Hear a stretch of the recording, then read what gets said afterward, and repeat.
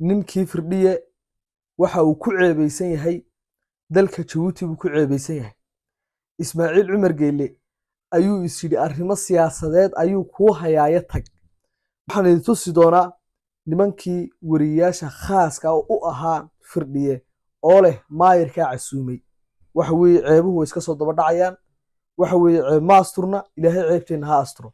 waxa weeye markaad nin madaxweyne ah aad doonaysid inaad noqotid ee haddana maayirka ku casuumayaan waa yandaro. waxaa casuumay shalay maayirka Jabuuti qaar ka mid ah golaha wasiirada waayahay waxa lagu faanayaa madaxweyne dhanna waa la sheeganayaa, waxaana lagu faanayaa inuu maayir hadda inuu maayir casuumay firdhiye. waxa weeye markaad madaxweynenimada aanad waxba ka fahansanayn, markaad shayga madaxweynenimo dhulka la gelisid ee maayirada la kulmiso waa yandaro. balse halkaa qodobka ku jira ee aad ka fahmaysaan reer Somaliland waxa weeye ninkaa in teetalkiisii jabhadnimo lagu casuumay, maayirka magaalada Jabuutina loo diray oo casuum lagu yidhi. xagga dambe ayaan idinka sheegi doonaa sababta Dr. Cali Baxar ninkii sheeganaya Awdal State iyo firdhiye hal meel la isku wada geeyey, hal shirna loogu wada furay. maxaa ku kalifay inuu firdhiye ani fikirkayga wey maxaa ku kalifay inuu firdhiye maanta Jabuuti tago? maxaa isku soo beegay nimanka Awdal State sheegta iyo firdhiye in hal meel lagu wada casuumo oo la yiraahdo waxa weeye Jabuuti kaalaya? dadku taasi ku dawaqsayeen. anuu fikirkayga haddii aan cabiro, muhiimaddu waxa weeye ninka Dr. Cali Baxar la yiraahdo ee sheegta hoggaanka Awdal State baan ahay leh, waxa weeye 27 Juun dabaaldegii madax bannaanidii Jabuuti waa kii madaxtooyada Jabuuti ka dhex muuqday. firdhiyana waa tii dhowaan loo yeeray 2 cisho ku sugay Jabuuti.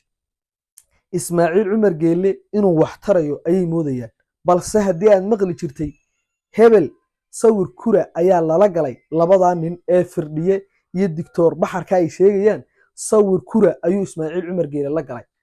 dantiisa ayaana ku jirta inuu maanta labadaa nin isla sawiro ama dalkiisa ku soo dhaweeyo. labaduba Somaliland bay muduci ku yihiin, labaduba Somaliland bay ka soo horjeedaan.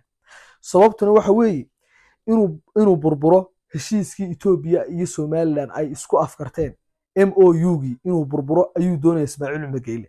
haddii MOU-gu uu hirgalo, waxa weeye Ismaaciil Cumar Geelle dalkiisa yar ama halkaa uu fadhiyaa qooba daayari waxay noqonaysaa dayax cadceedi ku soo baxday. idinkuna waad garanaysiin dayax cadceedi ku soo baxday lababa arkaba. dayaxii meel alla meel ka baxo lama arko. haddii uu dayaxu halkaa taagan yahay oo cadceedi soo baxdo, Jabuuti iyo Somaliland saasay isku yihiin. waana ayaan daro inay maanta moodayaan in siyaasad firdhiye loogu yeeray iyo ka Dr. Baxar la yiraahdo. waxa weeye saaxiib soo dhawaada, muuqaalkan like saara, siina share gareeya. haddii aad igu fikir tahay muuqaalkan share garee, haddii aad ila fikir tahay muuqaalkan share garee. sidoo kale haddaad muuqaalkan ka heshid like saar, ummadana u gudbisay u gaadho. waayahay waxaan tusi doonaa fikirkaygana aan ku darsan doonaa.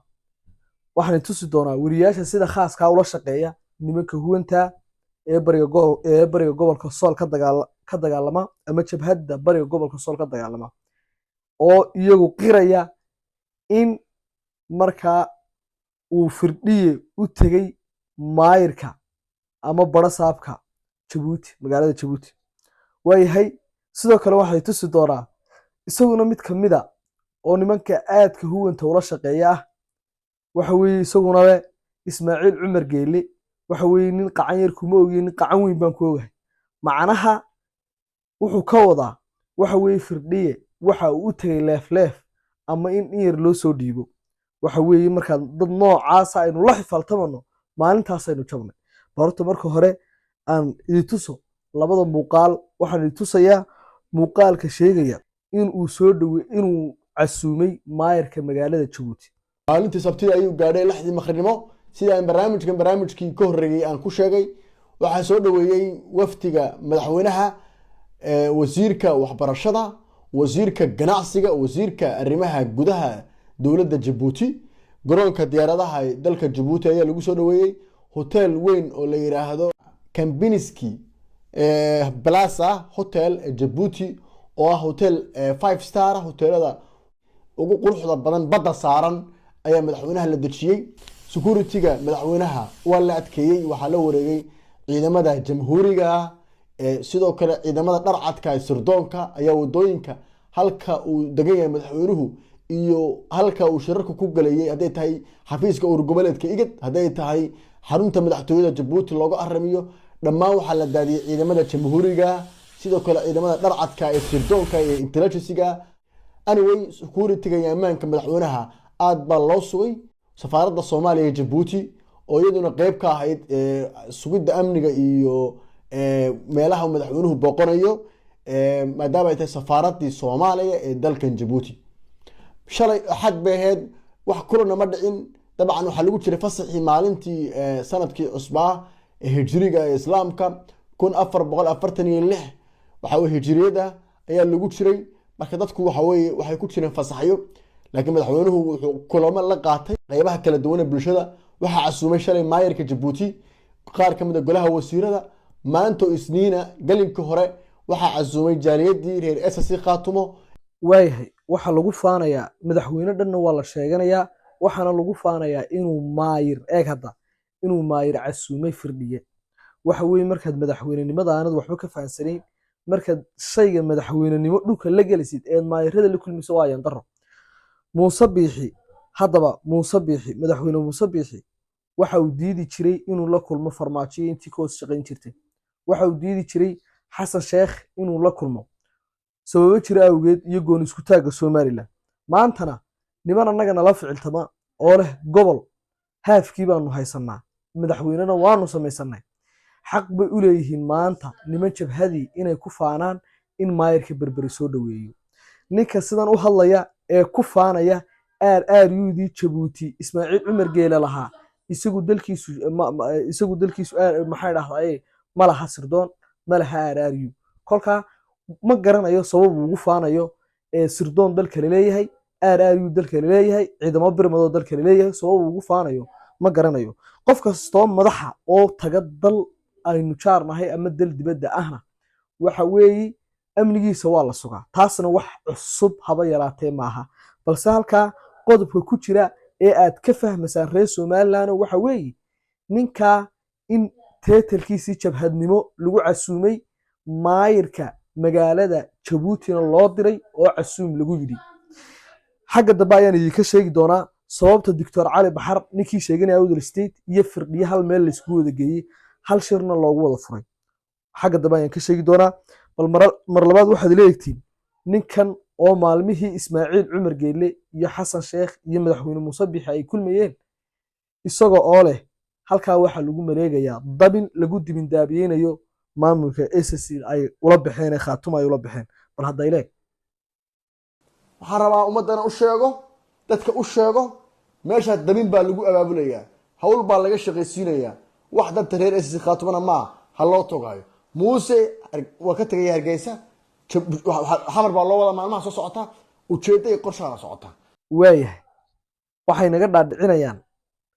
naga dhaadhicinayaan maamul SSC Khaatumo la yiraahdo ayaa loo heshiiyey markii Muuse iyo Xasan Sheekh ay kulmay Ismaaciil Cumar Geele. maamul ama daarood baa loo heshiiyey. hadda waxa weeye weliba daarood aan idhaahdo maamulka SSC Khaatumo ayaa loo heshiiyey naga dhaadhicinaya. maantana waxa uu ku faanayaa ciidamadii sirdoonka ee dalka Jabuuti. hadda waa ninkii hubka u dhiibay. waxa weeye Soomaalidu waxay odhan jirtay ilaahu haa iyo maya hal mar hanaga wada yeedhsiin. nimanka huwanta la shaqeeya niman caqligu ku yaryahay, garaadkuna ku yaryahay, dadnimada waxa caqliga galaana ku yaryahay ayay u badan yihiin intooda badan. bal mar labaad waxaad leeyihiin ninkan yar oo leh maalintii uu Muuse la kulmay Xasan Sheekh iyo Ismaaciil Cumar Geele, Muuse waxa uu tagayaa xamar haye muxuu ka doonayaa? waxa uu ka doonayaa inuu magaranaysa uu federalismka qaato ama Soomaaliya uu Somaliland ku daro. maalintii saasa ummadda laga dhaadhicinay, maantana waxa leeyahay Muuse laga adkaaday. war caqliga bini'aadanka yaan la caayin, runtana ha la isku sheegan leeyahay. waayahay waxaan tusayaa ninkana Yacquub Siyaad baa la yidhaha, aad buu la shaqeeyaa nimanka huwanta, waa nimanka wariyaasha khaaska ah ee ay leeyihiin. waxa uu leeyahay firdhiye kumaan ogeyn nin gacan yar macnaha lacag yar bixiya ee waxaan ku ogaa nin cantooba bahasha lacagtaa markuu qofka siinayo. firdhiyana waa loo soo cantoobi doonaa. waxa weeye horta Ismaaciil Cumar Geele haddii uu lacag siinayo ama leefleefitaan uu tagay firdhiya inuu Ismaaciil soo leefleefo sidaan horeba idiin sheegay waxa weeye lacagta la soo siinay waxa loogu dhiibi doonaa maayirka berbera maayirka Jabuuti ilaa teetal la sawiraya ama uu lacag u geeyaa ma jirto Ismaaciil Cumar Geele jabhad buu la sawiran yahay waayahay bal hadda ilaga horta firdhiya weligii horgal ma noqon noloshiis ninkaasna horgal noqday maaha nin Puntland wax ka cuni jiray Somaliland wax ka cuni jiray maaha ninkii Ismaaciil Cumar Geele horta aanu gacan yar kuma ogi ninkaan gacan weyn ku ogahay weeye waayahay ninka adarkiisii wallahi waa qodobada iyo qosliyay wariyaasha huwantu ay sheegayeen Ismaaciil nin gacan yar kuma aan ogeyn bay ku leeyihiin inna lillahi wa inna iyagii baa baash isku cadeynaya bal waxaad leeyahay mar labaad ninkan isagana hore hadalkan uu yiri in yar ilaaga wasiiradii sabaroonka ahaa xataa shaqaalihii waa laga reebay waaya waxaa la yidhi jooga uf baa la yidhi shirka ir Soomaaliya la yidhi xasan sheekh maxamuudna wuxuu ka haystay xoogaa isaaqa iyo xoogaa hawiyaa daaroodku waa laga haray muusana dhowrkii horgada la joogeen oo iska reebay Jabuuti baa la isugu tegey Jabuuti waxaa looga arsanayaa dhowr qodob masiirka in la gacan bidceeyo reer SSC qaatimo dadka waxa weeye la loodin waayey laga adkaan kari waayey dhaqaale loo isticmaalay hubkii ugu badnaa Ismaaciil Cumar Geele u diro haddii la kuuleeyo asnam ay waxba ku qaadi kara waayaan kii uu soo maalintii hore saan idiin sheegay nimanka huwantii waxa ay ku faanayeen waxay magaranaysa ka cabanayeen Ismaaciil Cumar Geele oo hub siiyay Somaliland maantana waxay leeyihiin maantana Ismaaciil Cumar Geele na soo dhaweeyay Ismaaciil Cumar Geele leef u doonanay waxa weey nimanka huwanta horta hadaladooda saas iskaga hor imanayaan waana ayaan daro nimankaasi inay ummad dhan oo aqoon-yahan leh oo sheekh leh oo dhalinyar leh inay wax u sheegayaan oo ummadda soo istaagayaan waxaan ku oran lahaa waxyaabaha noocan ay iska hor imanaya ka waantooba bilaahi calaykum haddaba maxaa ku kalifay inuu firdhiye ani fikirkayga wey maxaa ku kalifay inuu firdhiye maanta Jabuuti tago maxaa isku soo beegay nimanka Awdal State sheegta iyo firdhiye in hal meel lagu wada casuumo oo la yiraahdo waxa weey Jabuuti kaalaya dadku taasi ku dawaqsayeen anu fikirkayga haddii aan cabiro muhiimaddu waxa weeye ninka Dr. Cali Baxar la yiraahdo ee sheegta hoggaanka Awdal State baan ahay leh waxa weey 27 Juun dabaaldegii madax banaanidii Jabuuti waa kii madaxtooyada Jabuuti ka dhex muuqday firdhiyana waa tii dhawaan loo yeeray laba cisho ku sugay Jabuuti Ismaaciil Cumar Geele inuu wax tarayo ayay moodayaan balse haddii aad maqli jirtay hebel sawir kura ayaa lala galay labada nin ee firdhiye iyo Dr. Baxarka ay sheegayaan sawir kura ayuu Ismaaciil Cumar Geele la galay dantiisa ayaana ku jirta inuu maanta labada nin isla sawiro ama dalkiisa ku soo dhaweeyo labaduba Somaliland bay muduci ku yihiin labaduba Somaliland bay ka soo horjeedaan sababtuna waxa weeye inuu burburo heshiiskii Ethiopia iyo Somaliland ay isku afkarteen MOU-gii inuu burburo ayuu doonaya Ismaaciil Cumar Geele haddii MOU-gu hirgalo waxa weeye Ismaaciil Cumar Geele dalkiisa yar ama halkaa uu fadhiyaa qooba daayari waxay noqonaysaa dayax cadceed ku soo baxday idinkuna waad garanaysiin dayax cadceed ku soo baxday lababa arkaba dayaxi meel ka baxo lama arko haddii uu dayaxu halkaa taagan yahay oo cadceed soo baxdo Jabuuti iyo Somaliland saas isku yihiin waana ayaan daro inay maanta moodayaan in siyaasad firdhiye loogu yeeray iyo ka Dr. Baxar la yiraahdo in siyaasaddu Ismaaciil Cumar Geele ugu yeeray uu Somaliland u adeegsanayeen waa ayaan daro weey Ismaaciil isaga dantiisa ka dhaxarka waxa weeye arrimuhu intaas ku kooban yihiin intaa wax dhaafsanoo jira ma jiraan haddii ay ugu bataan ninka firdhiye la yiraahdo lacag yar baa la soo siinayaa maayirka magaalada Jigjiga ama maayirka magaalada Jabuuti ama bada saabka Jabuuti ayaa loogu soo dhiibi doonaa waa inta weey gebigaba waayahay saaxiibayaal intaynu muuqaalka mid ku kulmi doono sida waxay tigay assalaamu calaykum